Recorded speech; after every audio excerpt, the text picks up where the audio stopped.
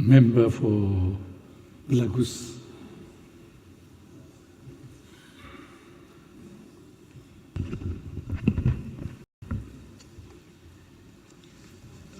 Very good morning. Salam Sarawak ko sayang. Salam Sarawak maju makmur. Before I proceed, I would like to extend my heartfelt condolences and deepest sympathy to the Right Honourable Premier of Sarawak on the passing of his beloved wife. May her soul rest in eternal peace.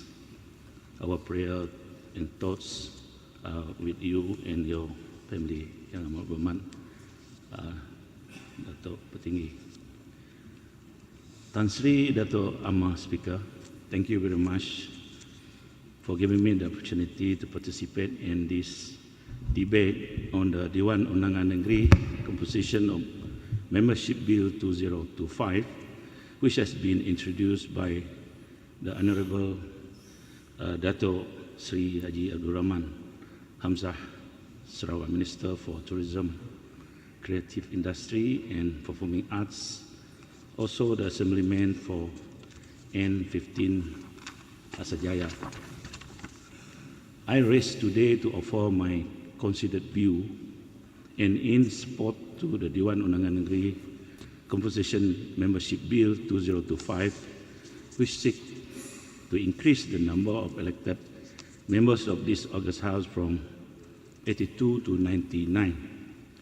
This move is not merely administrative, but is a constitutional, progressive, and absolutely necessary in ensuring Sarawak democratic institution remains strong, effective, and responsive to the needs of the people. Tan Sri Datuk Amar Speaker, constitutional mandate and legislative authority. Article 14(1)(1)(b) of the Constitution of the Sarawak State provides that the DEWAN Undangan Negeri shall consist of such number of elected members as legislature may by law prescribe. This bill is introduced pursuant to Article 14(2) and is well within the legislative competence of this DEWAN. It is worth noting that the current membership of 82 was fixed in 2014.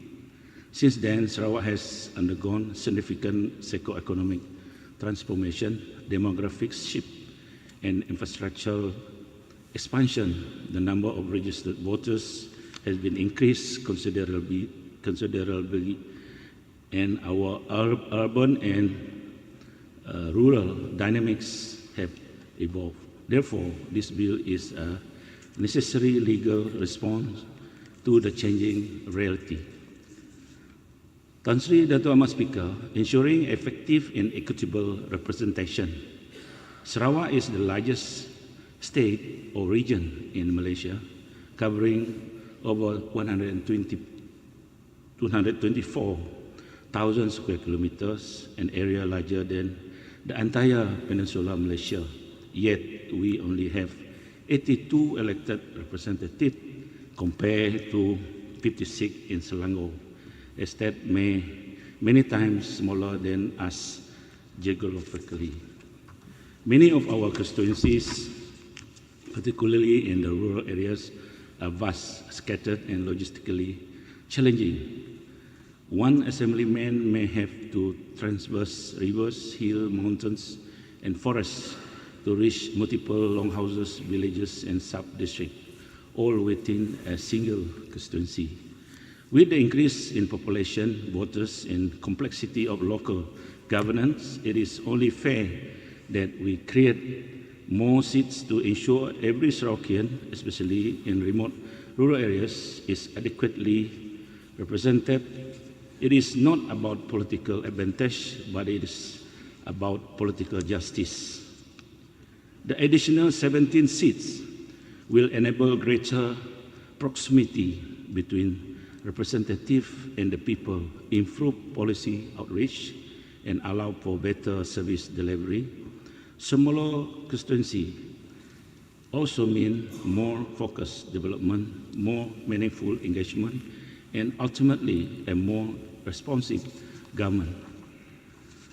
The Honourable Speaker, reflecting Sarawak rapid development and strategic growth, this bill also reflects Sarawak's emerging role as an economic powerhouse and a major player in Malaysia's energy transition. Since 2014, Sarawak has embarked on both strategic initiatives, hydrogen development, green energy, digital economy, autonomous education policies, and major infrastructure projects. Divisions and/or districts such as Kapit, Bentulu, Mukah, Serian, and many more have grown significantly in population. Commercial activities and strategic importance, new township and rural growth centers are emerging. It is therefore logical and justifiable that we recalibrate our electoral map to match these evolving realities. Strengthening democracy and institutional maturity, Dato' Ahmad Speaker. Expanding the DEWAN is also an exercise in democratic deepening. A maturing society must be matched with maturing institutions. The increase from 82 to 99 elected members allow for a more diverse range of views and representation. It empowers the people. It strengthens check and balance. It brings policy making closer to the ground. This is not about expanding the size of government for its own sake. This is about enhancing legitimacy, inclusivity, and democratic integrity. Tan Sri Dato' Ahmad Speaker, aligning executive and legislative growth. Permit me also to raise a permanent and related matter in tandem with the proposed expansion of this August House. I believe it is timely for us to revisit the composition of Sarawak Cabinet. If we bold enough to increase the number of seats in this DEWAN to better represent our people, then we must also bold enough to strengthen the engine of government, our Sarawak Cabinet. The current constitutional cap of 10 ministers is an outdated legacy. It belonged to a time when Sarawak economy was simpler, our challenges was narrower, and our global footprint smaller. That era is over. Sarawak today is leading in the renewable energy, pioneering hydrogen technology, pursuing digital frontier, building infrastructure, and unprecedented scale, and asserting more autonomy over health, education, and natural resources. To match these ambitions, we need a cabinet structure that is equally dynamic, forward-looking, one that can operate with specialization, agility, and clarity of mandate. The time has come, as well as amend the Constitution to increase the number of ministers in Sarawak. This is not bureaucracy for the sake of bureaucracy. This is building a cabinet that matches the vision of a modern, sovereign, and progressive Sarawak. Such an amendment also will allow Yang Amat Berhormat Premier to establish more focused ministries, reduce overlapping jurisdiction, and improve executive efficiency. To conclude, Dato' Ahmad Speaker, this bill is not just about numbers, it is about justice, representation, efficiency in governance, and faith in democracy. The people of Sarawak deserve a legislature that evolves with them. They deserve elected representatives who are not overburdened by geography or population. And they deserve a government that is structurally equipped to deliver our shared vision for the prosperous and inclusive Sarawak. I urge all honorable members of this House to support the DEWAN Undangan Negeri Composition of Membership Bill 2025. Let us take this important step together, not just to ourselves, but for the future of every Sarawakian. With that, Dato' Tan Sri Dato' Ahmad Speaker, I fully support this bill. Thank you. Member for Ngemah.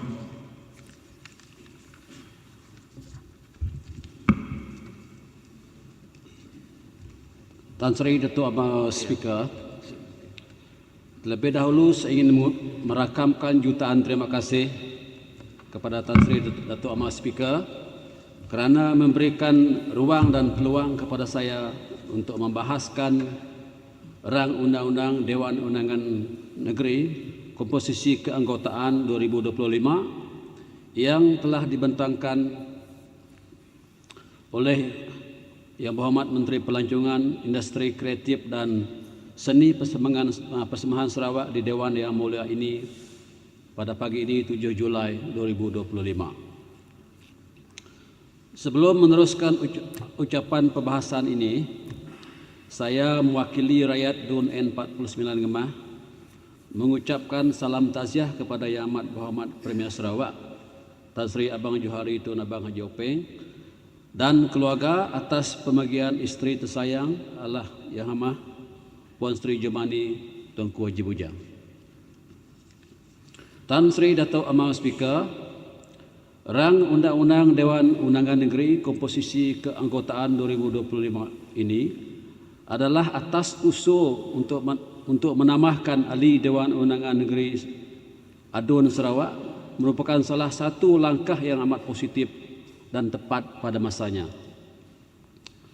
Seperti ahli-ahli yang berhormat di Dewan Yang Mulia ini sedia maklum, peningkatan jumlah pengundi pada masa ini adalah hasil pelaksanaan undi 18 yang mengubah secara signifikan landscape politik dan kawasan pilihan raya di Sarawak. Kali terakhir rang undang-undang ini digubal ialah pada tahun 2024, iaitu daripada 71 keanggotaan ahli Dewan Undangan Negeri kepada 82 ahli Dewan Undangan Negeri. Ini bermakna berlakunya pertambahan 11 kerusi Dewan Undangan Negeri pada masa tersebut. Justru usul penambahan ahli Dewan Undangan Negeri pada masa kini adalah sangat tepat bagi mewakili suara-suara rakyat yang saban hari semakin bertambah. Tan Sri Dato' Ahmad Speaker, dari segi geopolitik, umpamanya dua kawasan undangan negeri DUN, iaitu DUN N49 Ngemah dan DUN 50 Macan, ia terletak di kawasan Parlimen 210 Kenawit atau terletak di daerah Kenawit. Kedua-dua DUN N49 Ngemah dan DUN 50 Macan mempunyai keluasan kira-kira 2,253 km persegi dan mempunyai titik tertinggi yang mencecah 942 meter. Jika dibuat perbandingan dengan geopolitik di semenanjung Malaysia, keluasan daerah Kenawit adalah lebih besar daripada negeri Melaka yang berkeluasan 1,658 km persegi dan negeri Pulau Pinang yang berkeluasan 1,033 km persegi sahaja. Begitu juga jika dibuat perbandingan dari segi jumlah ahli Dewan Undangan Negeri, negeri Melaka diwakili 28 orang ahli Dewan Undangan Negeri dan 6 ahli Yang Berhormat Parlimen. Negeri Pulau Pinang pula diwakili 40 ahli Dewan Undangan Negeri dan 13 ahli Yang Berhormat Parlimen. Sarawak boleh dikatakan sangat hebat kerana hampir kesemua kawasan undangan negeri dan parlimen hanya diwakili oleh 2 orang ahli Yang Berhormat Dewan Undangan Negeri dan 1 ahli Yang Berhormat Parlimen. Tan Sri Dato' Ahmad Speaker, seperti yang ahli-ahli yang berhormat sedia maklum, Kerajaan Sarawak di bawah pimpinan Premier Datuk Patinggi Tan Sri Abang Johari Tun Openg sangat menitik beratkan pembangunan yang seimbang dan setara di seluruh kawasan merangkumi kawasan bandar dan juga luar bandar. Ini mampu dilestarikan dengan penambahan keanggotaan ahli Dewan Undangan Negeri berlandaskan pelaksanaan polisi pembangunan Kerajaan Sarawak yang baru dan telah tersedia. Tabir urus dan pelaksanaan yang baik dalam bidang-bidang ini akan dapat memperkukuhkan misi dan misi Sarawak untuk menjadi masyarakat maju dan berpendapatan tinggi menjelang tahun 2030. Tan Sri Datuk Amal Speaker, dengan penerangan yang serba ringkas, saya sangat optimis akan kejayaan Sarawak di masa hadapan dengan penambahan keanggotaan ahli Dewan Undangan Negeri sebanyak 17 anggota Dewan Undangan Negeri daripada 82 orang kepada 99 orang bagi melecenkan lagi urus tabir pembangunan dan kawal selia di sesebuah kawasan dan konstitusi Dewan Undangan Negeri. Oleh yang demikian, saya menyokong penuh rang Undang-Undang Dewan Undangan Negeri komposisi keanggotaan 2025 yang dibentangkan oleh Yang Berhormat Menteri Pelancongan, Industri Kreatif dan Seni Persembahan Sarawak di Dewan Yang Mulia ini. Sekian, terima kasih. Member for Pending.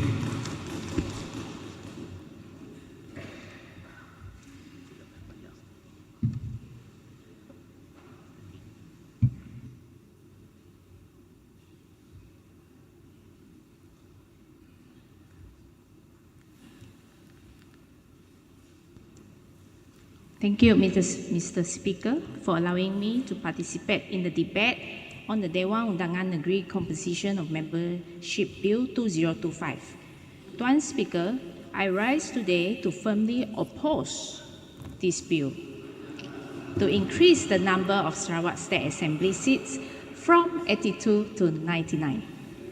This proposal is not only untimely, it is unfair, unnecessary, and politically motivated. At a time when many Sarawakians are struggling with the rising cost of living, inadequate roads, no electricity, no clean water supply, and poor access to basic services, the GPS government has chosen to prioritize aiding more politicians instead of addressing the people's real needs. This move does not reflect the rakyat's demand. The people are not asking for more set seats. They are asking for fairer policies, better governments, and stronger representation, especially at the national level. Tuan Speaker, since 1963, Sarawak has already undergone 5 rounds of seat increases in 1969, 1985, 1995, 2005, and 2015. And each time, the outcome has followed the same predictable pattern. Most new seats were created in rural or semi-rural areas, particularly in zones already dominated by the ruling coalition Barisan Nasional before and GPS today. This current proposal to create 70 more state seats continues that same pattern. I predict, Mr. Speaker, yes, our number of registered voters has surged. In 2015, Sarawak has around 1.14 million voters. As of 2025, that number has risen to slightly more than 2 million, a jump of more than 75%, thanks to automatic voter registration and Undi 18. But does this justify a sudden 20% jump in the state seats? The answer is a resounding no, because the increase in voters is not evenly spread. It is concentrated in urban and semi-urban areas, where people are migrating for jobs, education, and opportunities. Yet this bill does absolutely nothing to address that underrepresentation.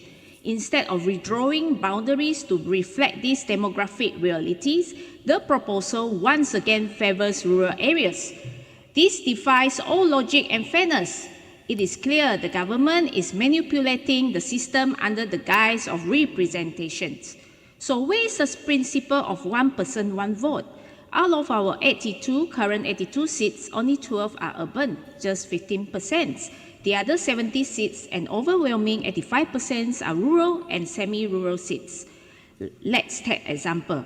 Urban constituency like Pending, Batu Lintang, Kota Sentosa, and Palawan have 3 to 4 times more voters than rural seats like Gedong, Sadong Jaya, or Lingga, just to name a few. In my own constituency, based on the 2021 registered voters figures, Pending has nearly 30,000 voters, but as of today, it's about 38,000 voters in my area. Gedong, a rural seat, has less than 10,000 based on 2021 figures. Yet, both elect one adun. That means a vote in Gedong carries almost 3 times more weight than a vote in Pending. That is a direct violation of the demographic principle of equal representations. And what's worse, despite urban voters continuing more in taxes and economic activities, the only 2 opposition-held seats in the whole of Sarawak, which are Padungan and Pending, are denied constituency allocations. So is this what representation means in GPS vocabulary? Reward your safe seats, punish your critics.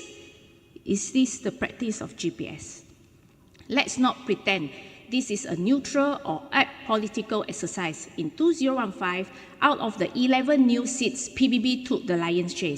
The leftover was shared between SUPP, PRS, and PDP. And now, though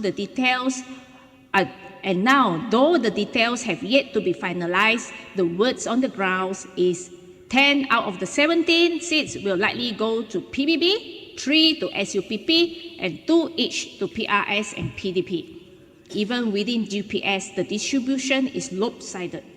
What chance does the opposition or any marginalized group have? Let me give this House an example. Member for Pending, you are taking point from Siapa? Betul. Janganlah. Stop the clock. Jangan. Are you taking point of information from Batu Kitang?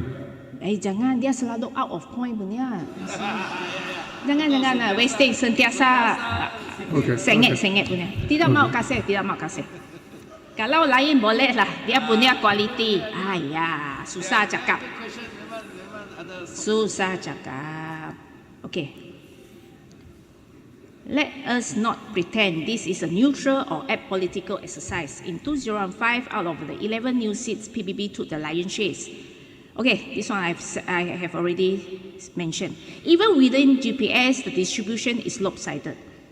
Let me give this House an example. If GPS is going to propose 2 new state seats within the parliamentary constituency of Petra Jaya, why not also 2 more seats in Bandar Kuching or Stamping? All these 3 are adjacent and urban seats. Bandar Kuching and Petra Jaya have similar numbers of electors. Stamping has over 120,000 voters based on year 2022 numbers. So why only favor Petra Jaya in the event it happens? Why the special treatment for P194? What's wrong with P195 and P196? Is it because Petra Jaya is a PBB fortress while Bandar Kuching and Stamping are opposition stronghold? Let me finish this paragraph. This is a textbook example of selective expansion, where the aim is not equitable representation, but to grow GPS political territory. Let's call it what it is. GPS is adding new seats only where it can win, not where they are actually needed based on voters' numbers. This is gerrymandering dressed up as reform. Okay? You're taking from Kota Sentosa. Apa point? No point. Which point? Mana point? State your point first. Standing order. State your standing order first before you speak. 34-2. What is it about? Okay, let me complete. Then you can question me. Because I've been hearing you go on this political charade for the last 3-4 minutes. And I think it is not proper.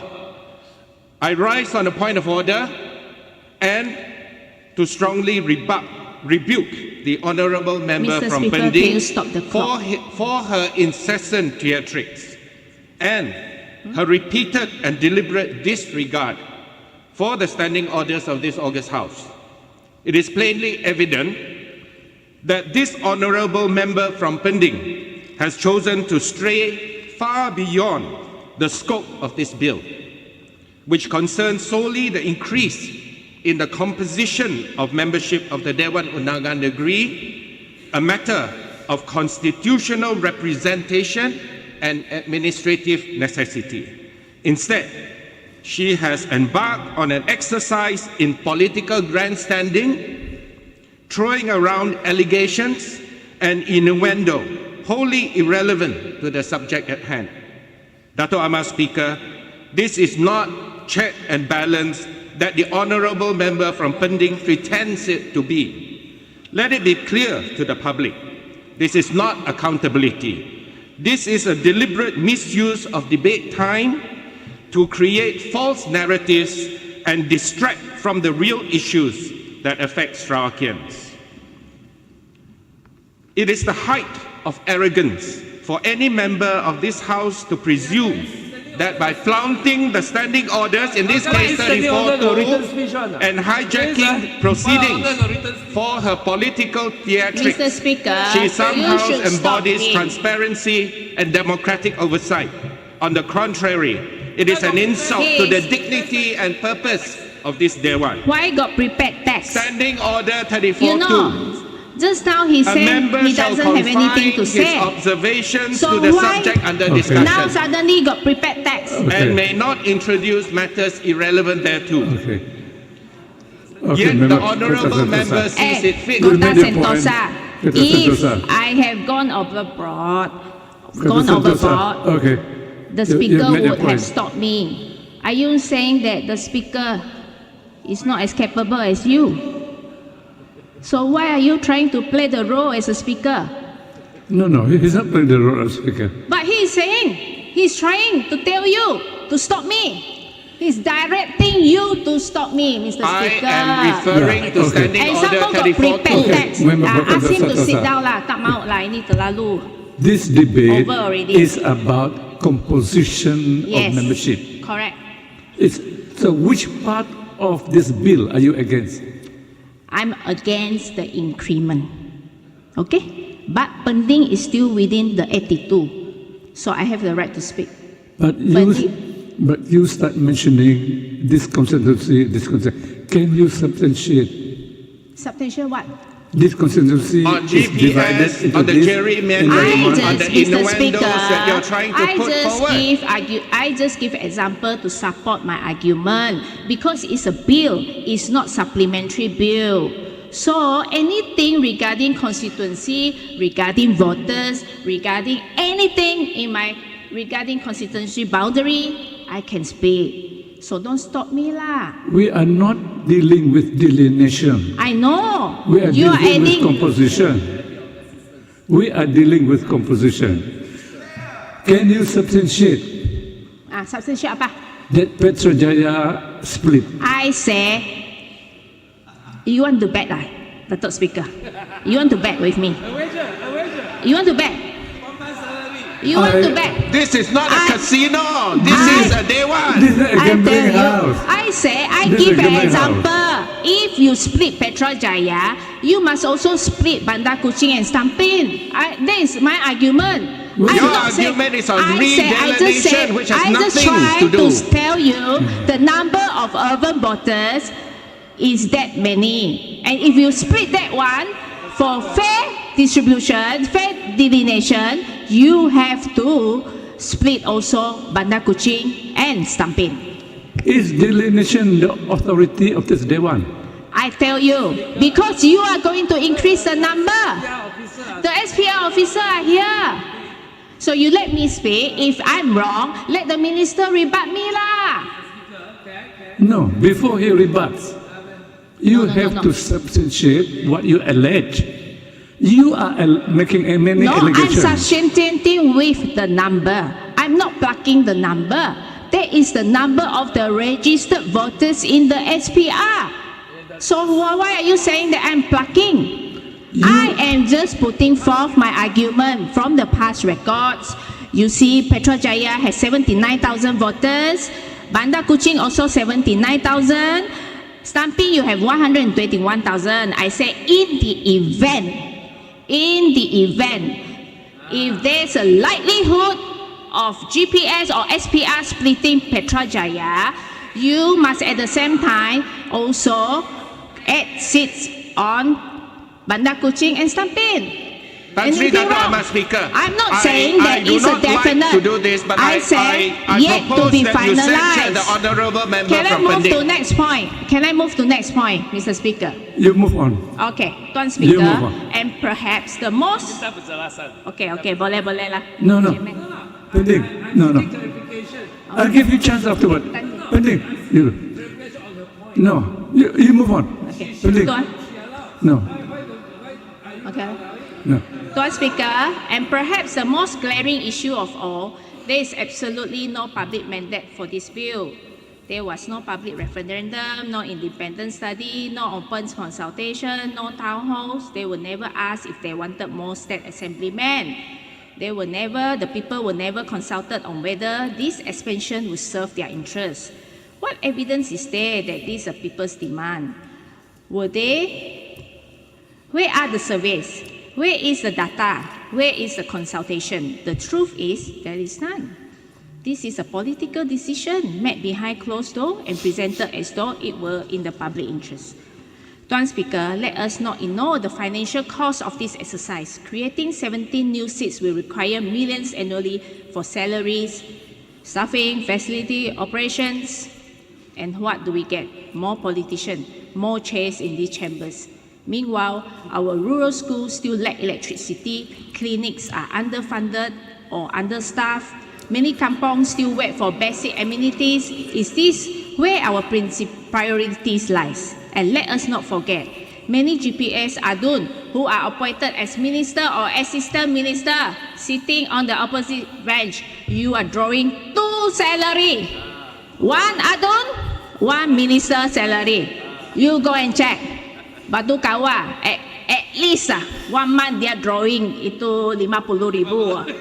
15 adun, 35 as a deputy premier. Hayo, banyaknya. I think you are Okay. embarking on an irrelevant point. Okay, the damning truth is, after 62 years, what I'm suggesting here is, they should forgo one salary lah. Jangan ambil dua lah. Okay. Here's the damning truth. After 62 years under Barisan Nasional and now GPS rule, much of the rural Sarawak is still left behind with no clean water, no reliable electricity, poor roads, dilapidated school, under-equipped clinics. This is not just a failure of development, but more than that, a failure of leadership. If GPS could not deliver meaningful progress with 82 seats in the last decade, what makes the people think 99 will suddenly do the trick? Throwing more chairs into this chamber wouldn't fix broken roads or bring clean water to rural homes. It won't light up schools still without electricity. Sarawak doesn't need more politicians collecting allowances. Instead, Sarawak needs leaders who are competent, accountable, and truly committed to serving the people, not clinging to power. You know, in the last sitting, we have even have adun sleeping in the chambers. That is the quality. Siapa tu? Asajaya. You know, huh? You know, right? Someone is sleeping in the last zone sitting lah. Not you, I'm not saying you lah, but you know who lah, okay? Okay, Tuan Speaker, if the government truly cares about fair and meaningful representation, then it should first and foremost fight for an increase in federal parliamentary seats for Sarawak. At present, we have only 31 members of parliament out of 222 in total. This is the real imbalance. That is where our voice is disproportionately small. And that is precisely where we need to be strengthening our position at the national level, where decisions affecting the entire countries are made. Yet, instead of addressing this long outstanding injustice, the Sarawak GPS government has chosen to put the cart before the horse. It seeks to increase state seats where it's already enjoyed a strong majority without first correcting the greater structural inequality in federal representation. This move prioritizes political convenience over democratic fairness. Before we expand power where it is already concentrated, we should be fixing the area where Sarawak is still left behind. What we want is for Sarawak to have more parliamentary seats, which is in line with our rights under the Malaysian Agreement 1963. What have our five federal ministers from Sarawak GPS done in Parliament to fight for more parliamentary seats for Sarawak? Why is there no visible push from them to demand what is rightfully ours, which is a stronger voice in the Dewan Rakyat? We have not seen any ministerial motion being tabled in Parliament to demand for more parliament seats despite having full backup from the people of Sarawak and close to the very heart of federal decision making. Their silence on this critical matter is deafening. Sarawak's number of parliamentary seats can be increased without increasing its state seats.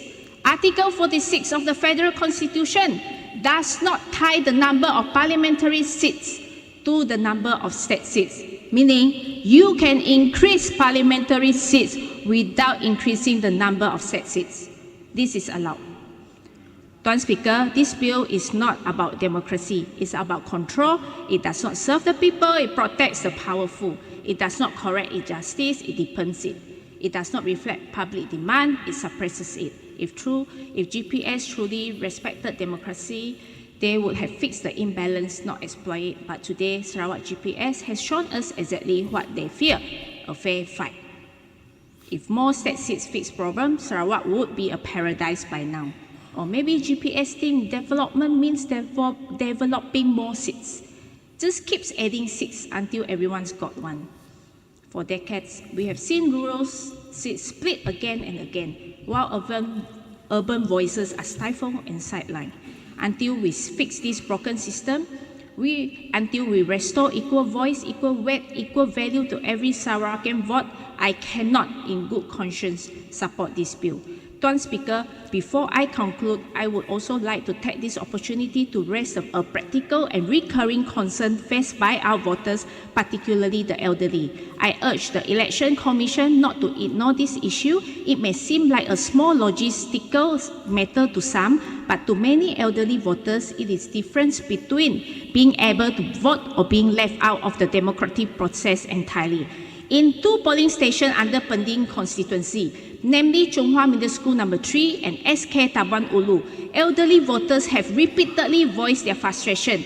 It is inconvenient, exhausting, and frankly dangerous for them to climb up stairs and when queuing on narrow staircase during long waits.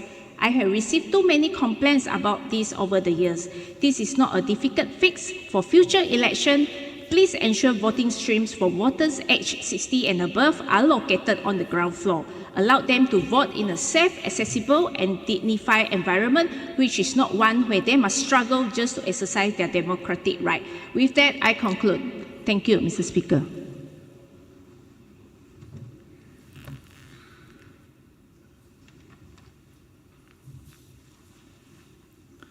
Alain Berhormat, this is my ruling. According to Article 113, bracket 2, Roman 2, subject to paragraph 2, Roman 2, the Election Commission shall from time to time, as they deem necessary,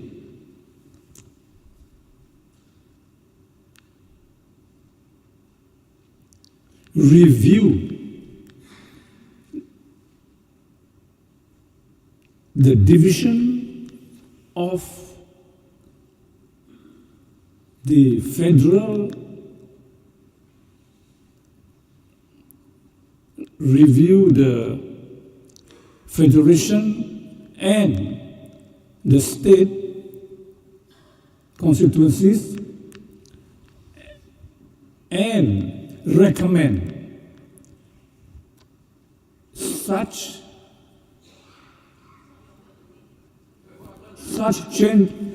changes as may be necessary, providing, no, this is the one, because it's small print, providing the provisions and the revision from time to time, as stated in Article 116, 117 of the 13th Schedule, Part 1, Section 2.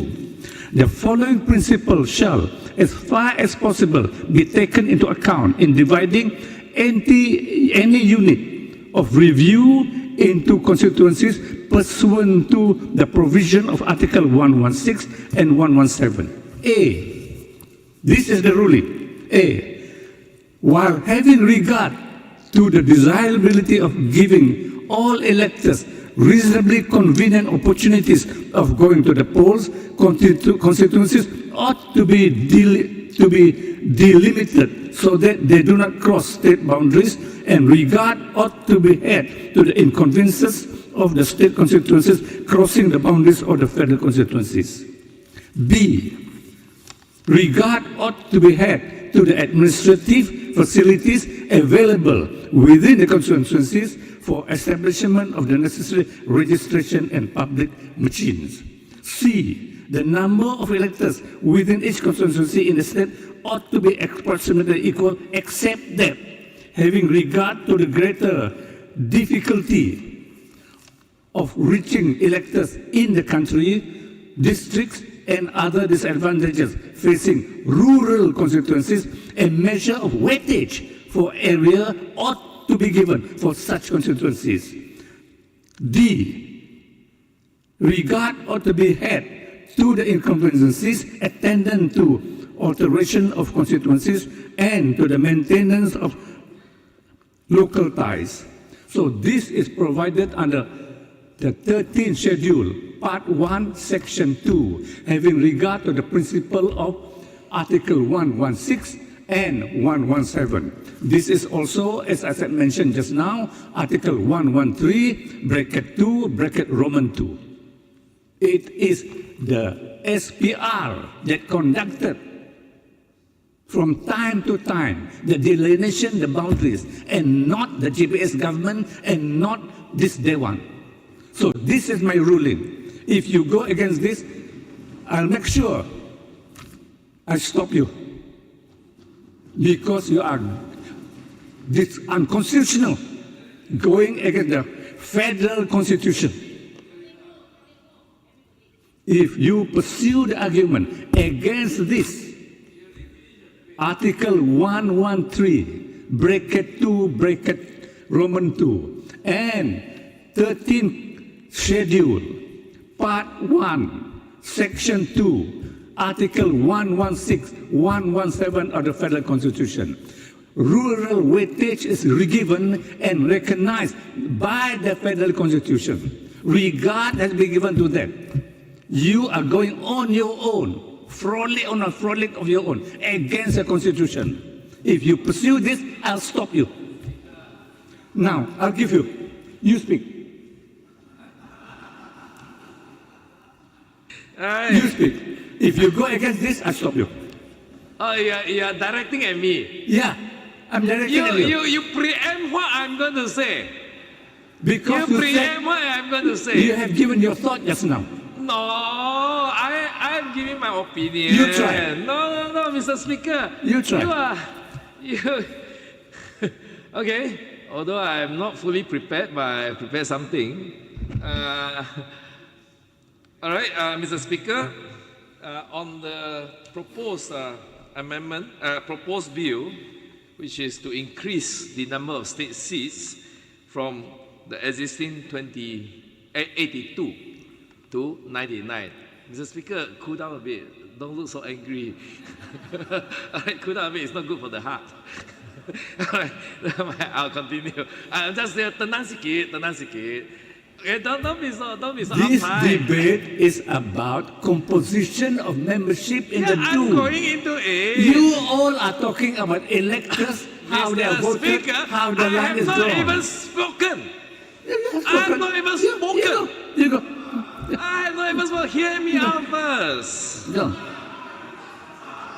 And you preempt, and then you guys scold me, and then you jump to the conclusion. How can be a fair speaker? You have spoken just now. Go on. I'm giving you a chance. You speak. All right. Yeah, Mr. Speaker, a lot has been said in support of this bill to increase the number of assembly a member in this house. In the past, there have been increases. Yes, I do agree. But this time, the increases is 20%, which is a huge jump. All right, there are members on the other side who trying to justify the huge increase, they attribute it to the huge increase in voters and the number of voters because of the automatic registration of voters and the lowering of the voting age from 21-18.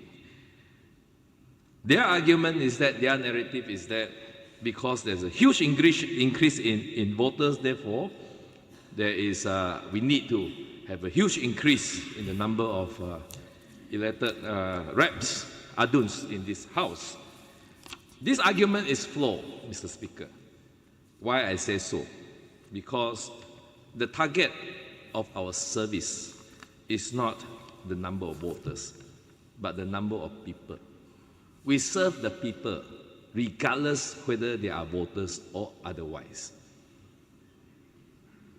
Unless GPS practice a different standard or different guideline on service, you only serve the voters, which I don't believe so. Even kids at the age of 15, 16, 17 years old, they are not eligible voters. But we serve them when they have needs. We serve them when they have problems. So there's no huge increase in population. Yes, there are increase in voters, but the number of people that we serve only increase in the normal rate of increase of our population. That's point number one. Therefore, that narrative to justify the huge increase, 20% increase in the number of elected reps is flawed and is not a good reason. Mr. Speaker, let me share with this House some statistics of the number of population, the land mass, and the number of our assemblymen and women, and the ratio to it. Sarawak has a land mass of 124,450 square kilometers, and a state assembly and a population of 2.8 million as at 2024. We have we have 82 elected reps in this house, and on average, the ratio of member to population ratio is 1 adun serving 34,000 people in our state. The member to land mass ratio is 1 adun serving 1,517 square km. That is the figure that derived from the number of population, our land mass, and the number of state assembly members in this house. That ratio, 1 serving 34,000 person, and 1 serving 1,500 square km. All right, how is the statistic like compared to other jurisdictions in the Commonwealth country? All right, I take for example, in Australia, which has a similar system that with our country, the Victoria State in Australia, as at 2024, has 7 million population, land size 227,444 square km, which is almost double our size. They have a state assembly members 88, slightly more than us. Their ratio, member to number of member of state assembly to population, 1 serving 79,000. Land mass, 1 member serving average 1 serving 2,584 square km, almost double ours. All right, New South Wales, 8.4 million population, land mass 800,000 square kilometer. All right, one elected rep, how many number of elected reps? 93, which give us the ratio, member to population, 1 to 90,000. Ours is only 1 to 34,000. And their member to land mass ratio is one member serving 8,690 square kilometer. Here, existing with 82 members, one member serving 1,500 square kilometer. There's one member serving 8,000 square kilometer. South Australia, 1.8 million population, 984,000 square kilometer. State Assembly member, 47, i.e. one member serving 38,000, roughly the same as ours. But their member to land mass ratio is one serving 20,000 square kilometer, which is almost 8 times ours. Western Australia, 2.5 million population, 2.5 million square kilometer as well, land mass. They only have 59 elected reps in the State Assembly member. So one serving 49,000 population and one serving 42,000 square kilometer of land mass. All right, this is in Australia. In Canada, the Ontario province in Canada, 16 million population, 900,000 square kilometer land mass. State Assemblyman, a bit more than us, 124. But that gives a ratio of one member of State Assembly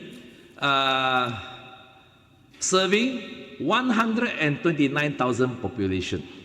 One member serving to land mass ratio, one serving 7,400 square kilometer. Quebec, population 9 million as of 2024. Land mass 1.3 million square kilometer. State Assembly members 125. It gives a ratio of member to population ratio 1 to 72,000. Member to land mass ratio 1 serving 10,000 square kilometer. So these are the examples, the statistic of more developed country. Maybe you will say easier accessibility. All right. But if you look at the less developed country like South Africa. South Africa is less developed than us. All right. They are also under the same British Parliament system, Commonwealth country before, and they have also federal parliament and state parliament. The province of Eastern Cape in South Africa, 7.17 million population, land mass 168,000 square kilometer, State Assemblyman 73. That gives the ratio of one Adun serving 98,000 population and one Adun serving 2,300 square kilometer. The province of Free State, 3 million population, almost the same land mass as ours, 129 square kilometer, almost the same population as ours. Guess how many members of State Assemblymen they have? 30. So one serving 100,000 and population and one serving 4,000 square kilometer. The province of Limpopo in South Africa, also one serving 100,000 population and one member to land mass, one serving 1,900 square kilometer. These are the statistics. These are statistics and of the Commonwealth country. I believe our Aduns are at par, if not better than theirs. And why are there such grouses and the need to increase the number of members while we are only 35, one Adun serving 34,000 population only, and one covering on average 1,500 square kilometer. Whereas other state assemblies in other Commonwealth countries can do a lot better. So more developed country, less developed country, they all serve more people, each other serve more people, each other serve broader areas. And we are here, I hear a few lamenting that there are so many people to serve. Therefore, we need to increase. Like what Pending has said, increasing the number of adults will entail more costs. One adult average salary to 20,000 per month, and 17 will be easily 1 year. You are talking about a few million additional, and that does not include the pension for life that will be paid to the adults. And with the advent of this new technology, there should be more. We should be more effective in serving the populations. Member for Mr. Speaker. Member for Padungan. Is Sarawak geographically located in Australia, Canada, or in Malaysia? Mr. Speaker, you can have your view. I have my view. Yeah. All right? I'm asking you, is Sarawak geographically located in Malaysia or in Canada or Australia? Mr. Speaker, we are in the same Commonwealth system. So if you want to argue, you have to vacate the seat and come down. We argue because it's not fair for me to argue, for you to argue with me. And then when you can't win an argument, you stop my time. You cut my time. You stop you switch off my mic. No. You want to debate with me? You come down. We on equal footing. Geographically. Is Sarawak in Malaysia or in Australia or Canada? That's all. Yeah, of course it's in Malaysia. Mr. Speaker, yeah, that's right. Why ask the obvious? But there are standards here that show us, Mr. Speaker, that that one adult serving 34,000 is not very difficult population. All right, you can do it. There's no point to increase the number to 99, which will give you one adult serving 25,000. You see? So you are paid 20,000 per month. So buat kerja baik-baik lah. Jangan minta lagi lah. Okay? So that's why, Mr. Speaker, what I say is that there's no need for us to increase the number of state assembly, the composition of the state assembly. Right, the second point that I would like to highlight is that in tabling this bill, here in the explanatory note say that it provide effective representation for the people in the legislation. All right, Mr. Speaker, as Pending has mentioned, it is the proportion of of members representing the rural area has outnumbered by far the representation of urban constituency. I acknowledge the fact that there are rural areas which is harder to access for voters, and certain weightage must be given. All right, and that is provided, as Mr. Speaker has mentioned, that it is provided in the article in the Constitution. Nevertheless, there must be some index to guide how much weight should be given to rural population, how much weight should be given to a densely populated constituency. So far, I believe there is no. And SPR officers sitting back there, you should take note of that. Come out with a index to allocate how much weightage for certain land masses with less population, or how much weightage should be given to the number of urban seats which has a very highly dense population. This argument, this tussle will never end. It will always be there. But I think a guideline, a certain guideline, an index should be formulated to that, for that purpose.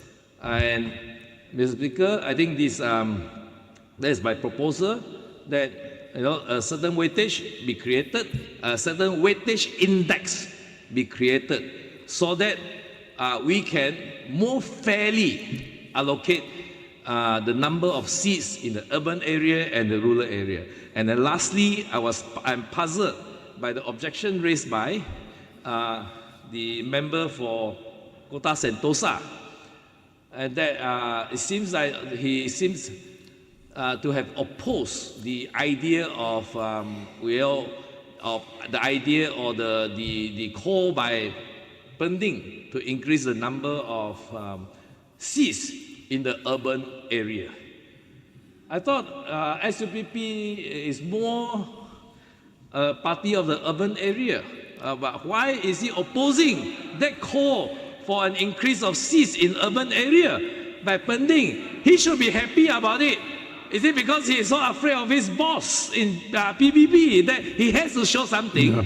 To show something. Mr. Speaker, lastly, I understand my point. Mr. Speaker, what the people want, what the people want is to increase Sarawak's representation in Parliament. All right, in Parliament. And then I will call on the government of the day to capitalize your kingmaker position, push for the increment of parliamentary seats from Sarawak. And that I pledge my support, together with all the 5 Sarawak MP support in Parliament, to increase the parliamentary seats at federal level. The people want more Sarawak representation in Parliament, not more politicians to makan gaji Sarawak. So therefore, with that, I clarify my position that while we support for more MPs for more members of Parliament from Sarawak and to increase the number in Parliament for Sarawak, I oppose this current bill which is tabled here to increase the number of aduns in the House. Okay. All right, thank you, Mr. Speaker.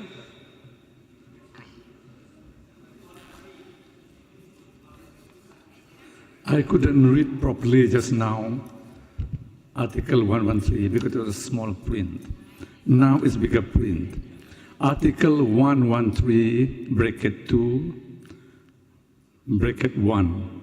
Subject to paragraph 2, the Election Commission shall, from time to time, as they deem necessary, review the division of the Federation and the state constituencies and recommend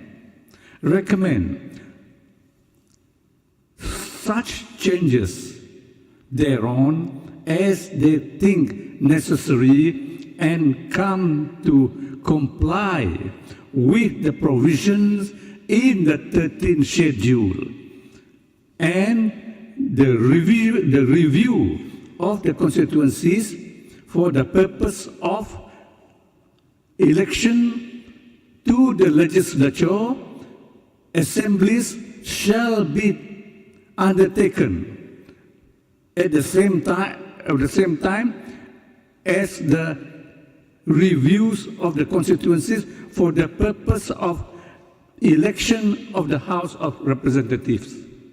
So it's very clear. It's the power of the Election Commission under Article 113.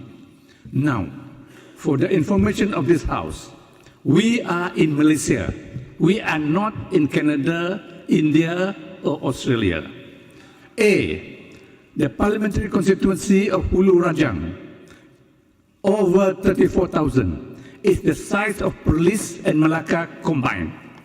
The constituency of Baram, 22,000 square kilometers, bigger than the state of Perlis and Pahang combined. The constituency of Bintulu has the largest number of voters, and under it is 4 elected state assemblymen. These are all proof that the recommendation under the 13th schedule, Part 1, Section 2, is a reality. So any argument against this will be considered unconstitutional, and I will rule it as irrelevant.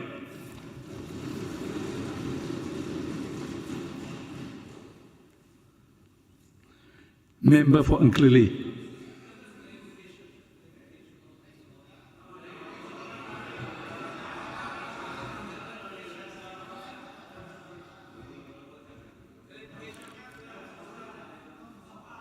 It is as clear as a noonday light. You don't need. Must you use a torch to look for the sun? No. Member for Engkili. Tan Sri, the Honourable Speaker, before I start my debate, I must extend my deepest sympathy on behalf of Dun Engkili on the passing of Yang Muhammad Premier, beloved wife. Our prayer and sympathy are with Yang Muhammad Premier and his family during this difficult time. Her passing is a great loss to the peoples of Sarawak. Terima kasih Tan Sri, the Honourable Speaker, kerana telah memberi ruang kepada saya untuk membahas berkenaan dengan rang undang-undang Dewan Undangan Negeri Composition of Membership Bill 2025 yang baru sebentar tadi telah dibentangkan oleh Yang Berhormat Menteri Pelancongan, Industri Kreatif dan Seni Persembahan dan juga Ahli Dewan Undangan Negeri N15 Asajaya. Saya ucapkan syabas dan tahniah kepada Yang Berhormat Menteri dan juga pucuk kepimpinan kerajaan GPS yang dipimpin oleh Yang Muhammad Premier, seorang pemimpin kita yang berpandangan jauh demi masa depan Sarawak dan rakyatnya. Saya selaku wakil rakyat adun bagi N33 Engkili amatlah mengeluh-ngeluhkan bil ini. Ini agar dapat diluluskan oleh kesemua ahli yang berhormat, termasuk adun Pending dan adun Pedungan di dalam Dewan yang mulia ini, this August House, supaya ia dapat direalisasikan bagi menambah bilangan keahlian Dewan Undangan Negeri. Bye-bye. Pada masa sekarang yang berjumlah 82 kepada 99, to increase the membership of Dewan Undangan Negeri to 99 elected membership, not the rededication, iaitu pertambahan sebanyak 17 kerusi adun Sarawak. Tan Sri Datuk Amar Speaker, Sarawak merupakan sebuah wilayah yang terbesar di dalam Malaysia. Saiznya ialah 124,400 km persegi atau 48,005 batu persegi. Dan ini telah meliputi sekitar sekurang-kurangnya lebih 40% daripada keseluruhan tanah Malaysia. Jumlah penduduk Sarawak tahun 2024 dianggarkan sebanyak 2.937.85 orang dengan kepadatan penduduknya ialah 24 orang per kilometer persegi. Maklumat yang diperolehi oleh saya daripada Wikipedia Bahasa Melayu. Jumlah penduduk sudah pasti telah meningkat setiap tahun. Khasnya pada Mei tahun 2025 ini, bilangan pengundi juga telah meningkat yang berdaftar sebanyak dan mencecah 2.15 juta 859 orang. Sebelum peliharaan pertama tahun 1969, kerusi Dun Sarawak adalah sebanyak 48 kerusi, meningkat kepada 56 pada tahun 1985. Meningkat lagi kepada 62 tahun 2025, kepada 71 dan 82 kerusi pada tahun 2014 hingga kini. Ini adalah selaras dengan perkara 113/2 Perlembagaan Persekutuan. Binaan sedemikian boleh dilakukan selepas tempoh 8 tahun seperti yang kita bentangkan pada hari ini. Tan Sri Dato' Amar Speaker, oleh itu pada masa kini, penambahan kerusi DUN Sarawak sebanyak 82 kepada 99 amatlah sesuai dan harus dilakukan di atas beberapa faktor. Di antaranya ada seperti berikut. 1. Keadaan faktor geografi Sarawak. Tuan Speaker, Tuan Sri Speaker, ini adalah bukan Kanada, Australia ataupun mana-mana tempat. Ini adalah Sarawak dalam Malaysia. Saya setuju dengan yang berhormat Speaker. Dengan keadaan jumlah bilangan ADUN yang ada sekarang, sudah pasti tidak dapat menumpukan 100% kuasanya, memandangkan kuasaan yang sangat luas dan di antaranya sukar untuk diliputi. Kos untuk melawat seseorang wakil rakyat untuk melawat kawasan Dewan Bandar juga menelan belanja yang begitu besar sekali, yang berhormat Tan Sri Speaker. Jangan bandingkan kawasan luar bandar kita khasnya seperti apa diperkatakan oleh pedungan sebentar tadi. Ini adalah tidak adil kepada masyarakat luar bandar, khasnya kawasan di hulu sungai berdasarkan prinsip perwakilan. Untuk melawat kawasan luar bandar, boleh tanya semua ADUN di sini, wakil rakyat di sini, adalah menggunakan perbelanjaan dan kos yang begitu besar sekali. B. Untuk memberi keseimbangan khasnya pembangunan di luar bandar dan kawasan bandar. Ini bagi memastikan penyampaian perkhidmatan kerajaan yang berkesan dan pertumbuhan ekonomi yang seimbang. Ini termasuklah infrastruktur, pendidikan, kesihatan, pendapatan ekonomi dan sebagainya. C. Selain daripada itu, faktor bertambahnya pemilihan berdaftar. Kalau dulu pemilihan berdaftar adalah yang berusia 21 tahun ke atas dan sekarang telah meningkat setiap tahun, memandangkan yang berusia 18 tahun telah didaftarkan secara automatik sebagai pengundi berdaftar.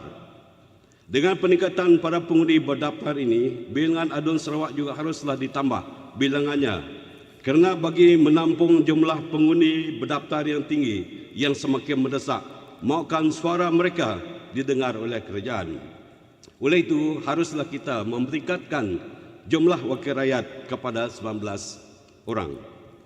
Tan Sri Dato' Amar Speaker, dengan kelulusan bil ini yang disebut sebagai rang undang-undang Dewan Undangan Negeri Composition of Membership Bill 2025 ini nanti terserahlah kepada pihak budi bicara pihak SPR atau Suruhanjaya Pilihan Raya untuk membuat dan menjalankan siasatan yang rapi bagi menapasti dalam usaha untuk mencadangkan pengujutan beberapa daerah baru dan pusat mengundi baru berdasarkan pada faktor-faktor seperti yang dihuraikan oleh saya sebentar tadi. Ini haruslah bagi mengambil kira, haruslah mengambil kira sebagai garis panduan, terutamanya dalam mengenal pasti penambahan kerusi DUN Sarawak yang baru, khasnya bagi kawasan luar bandar, dan bukannya semata-mata berdasarkan pada jumlah penduduk dan pengundi yang banyak, tetapi lebih menekankan mana-mana keluasan sesuatu kawasan DUN yang luas dan sukar untuk dihubungi. Contohnya di kawasan DUN N33 Keliri. Tan Sri Dato' Amar Speaker, dengan ini saya menyokong penuh rang undang-undang Dewan Undangan Negeri Composition of Membership Bill 2025 untuk diluluskan. Sekian, terima kasih. Member for Bawang Asam.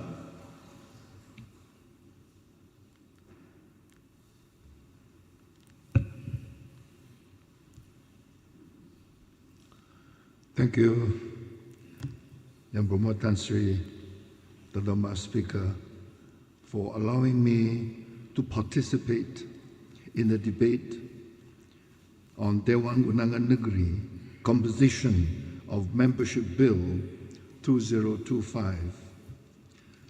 tabled by Menteri Pelancongan, Industri Kreatif dan Seni Pensumpahan dan Ahli Yang Berhormat bagi N15 Asarjaya. Tan Sri Speaker, allow me first of all to convey my heartfelt condolence to our Yang Amat Berhormat Premier for the passing of his beloved wife, and my sympathy goes to all members of his family. Mr. Speaker, I stand here with a strong sense of duty and purpose to support the proposed bill to increase the number of constituencies in Sarawak State Legislative Assembly from 82 to 99. This is not merely a matter of numbers or political calculation. It is a step forward in ensuring that the voices of our people in Sarawak are heard more fairly and they are better represented and more effectively served. Mr. Speaker, the proposed increase is fully constitutional. Under the Sarawak State Constitution, the number of seats may be amended through a bill by this Honourable House, and this is what we are doing today.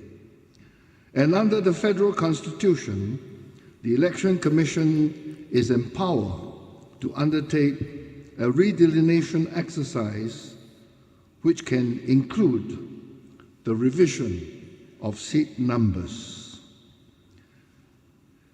Mr. Speaker, we are therefore acting within the law, and more importantly, we are acting in the spirit of justice and democratic progress. Mr. Speaker, you see, Sarawak population has grown rapidly, particularly in urban and semi-urban areas such as Kuching, Miri, Bintulu, and Sibu. In many urban constituencies, the number of voters has exceeded 30,000, while some rural seats have fewer than 10,000. In effect, this means one vote in the rural areas carries 3 times more weight than the vote in urban areas. This margin of deviation challenges the principles of electoral fairness. One may say that the imbalance dilutes the value of voices and undermine the democratic principles. But, Mr. Speaker, on the other hand, we must understand that there are valid reasons why our rural constituencies have fewer voters. Rural constituencies are vast in areas.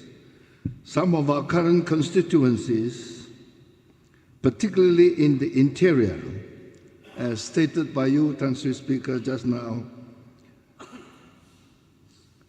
are perhaps larger than some of the states in Peninsular Malaysia. Aduns in such area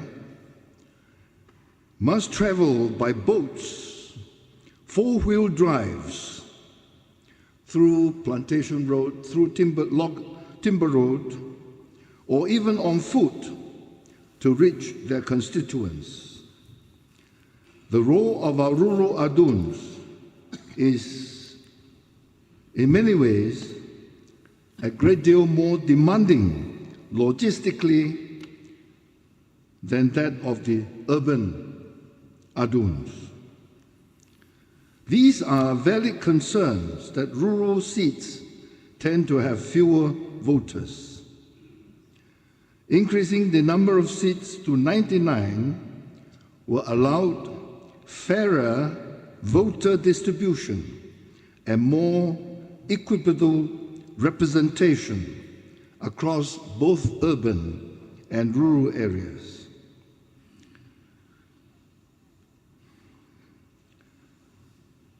Mr. Speaker, we can work on a more reasonable range of voters' difference, say a middle path, one that recognizes the unique needs of our rural areas, but also restore more fairness in our local urban constituencies.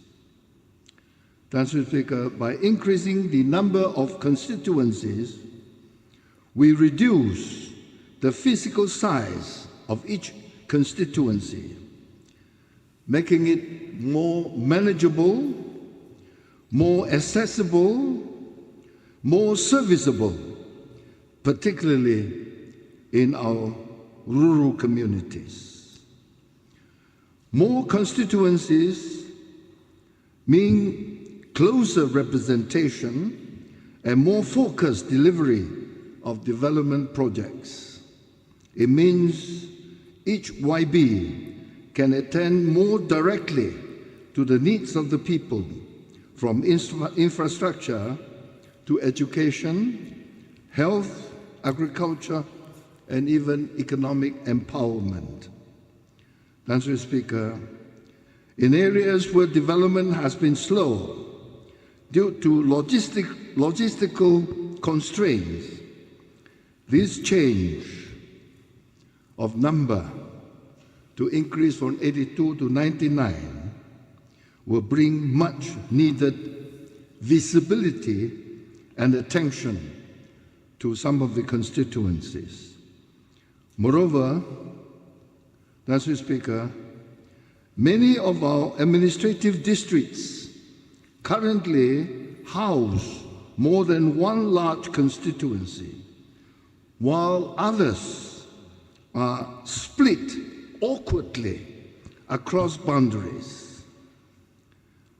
It is my hope that the proposed increase to 99 seats would allow us to align electoral boundaries with district and sub-district administration, streamlining governance and providing public service delivery. Mr. Speaker, in my constituency, N53 Bawah Asan, for example, some of the outlying polling districts, such as those in Lower Patan Igang areas, come under Matu district. Those areas nearer to Cebu belong to Cebu Rural District Council.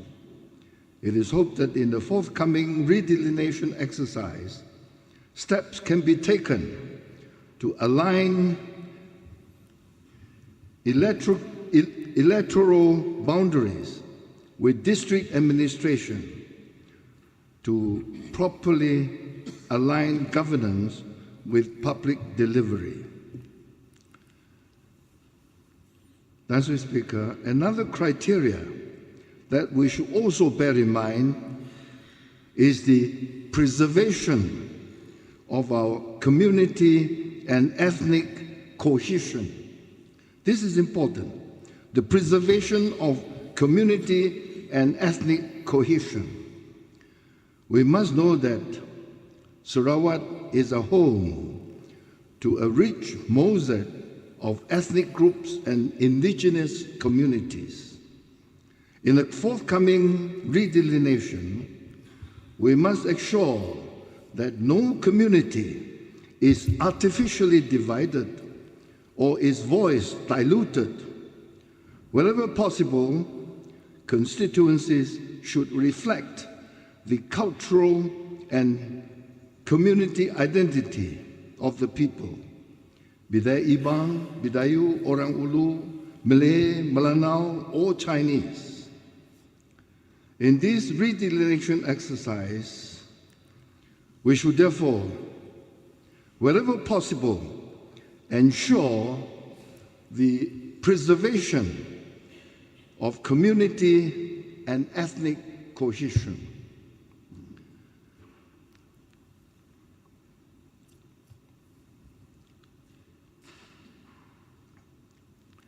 This, Mr. Speaker, the proposal in the increase of our state constituencies also reflect our continuing commitment to the Malaysian Agreement MA63.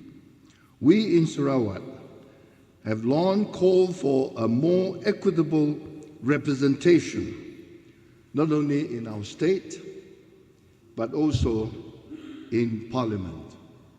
I totally agree with Honourable Member for Penting and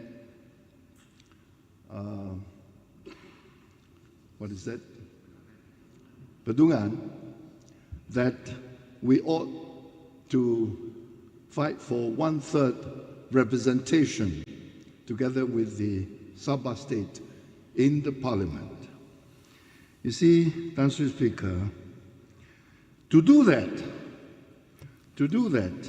in order to achieve 1/3 representation in the federal parliament, we need to add the number of state seats in order to give political and legal legitimacy to our claim of 1/3 representation in parliament. This is important because the Election Commission, when it comes to redelineate parliamentary constituencies, they may combine 1 or 2 or sometimes 3 state constituencies into one parliamentary constituency.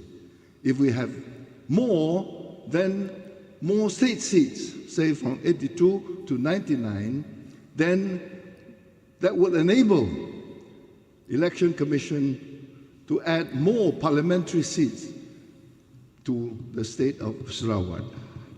You see, at the moment, I can see that Sabah and Sarawak, 31 plus 25, only 56 parliamentary seats out of a total of 222 parliamentary seats. That gives us something like 25%, far short of the 1/3 representation. And so we need to probably have more to achieve. If we can have, say, 81, give Sarawak another 15, Sabah another 10, meaning we add 25, that would give us 81 parliamentary seats, Sabah and Sarawak combined. Out of 222, we can achieve 33% of the representation. You see, in Sarawak, we are now have 82 state seats. Adding 17, make it 99 seats. Mind you, that Mr. Speaker, we have an area much larger than Semenanjung, Malaysia. Do you know how many aduns in Semenanjung, Malaysia? They have 445 aduns in total in Semenanjung, Malaysia. A size smaller than us, of course, and we only have 82. So I think it is highly justifiable for us to increase from 82 to 99. That also would enable or give more legitimacy for the Election Commission to give us more parliamentary seats. So I hope Member for Penting and Bedungan will understand this. It is highly important.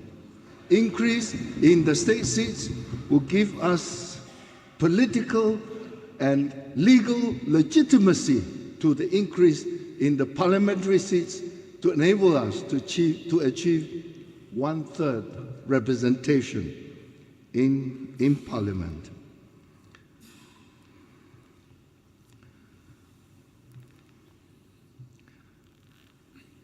And so, Mr. Speaker,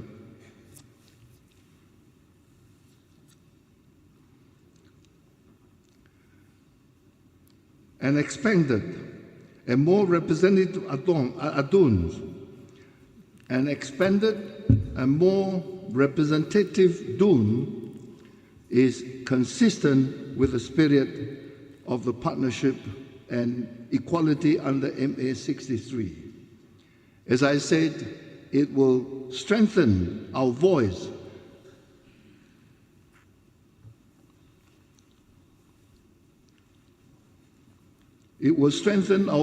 and our autonomy as one of the founding regions of Malaysia. Mr. Speaker, we believe that 99 is a balanced and practical number. It represents an increase of about 20%, which allowed for meaningful improvement in representation without overwhelming the structure or resources of our State Assembly. It is enough to correct the existing imbalance, but not excessive to raise concern about over-politicization or administrative strain. Finally, Mr. Speaker, let this Honourable House be remembered for having the courage and the foresight to take this important step. I would like to congratulate Honourable Minister for Tourism and also YB for Azajaya for his farsightedness in tabling this bill. Let us strengthen the democratic voice of our people, empower our communities, and enhance the governance of Sarawak. Let the number 99 stand not only for more seats, but for greater inclusion, better service, and let this number 99 stand for stronger Sarawak for all. Mr. Speaker, with the above observations, I fully support DEWAN UNDANGAN NEGERI Composition Membership Bill 2025. Thank you. Terima kasih. Greater state seats will give leverage to have greater parliamentary seats. On that note, we have a lunch break. Sitting resumes at 2:30 p.m.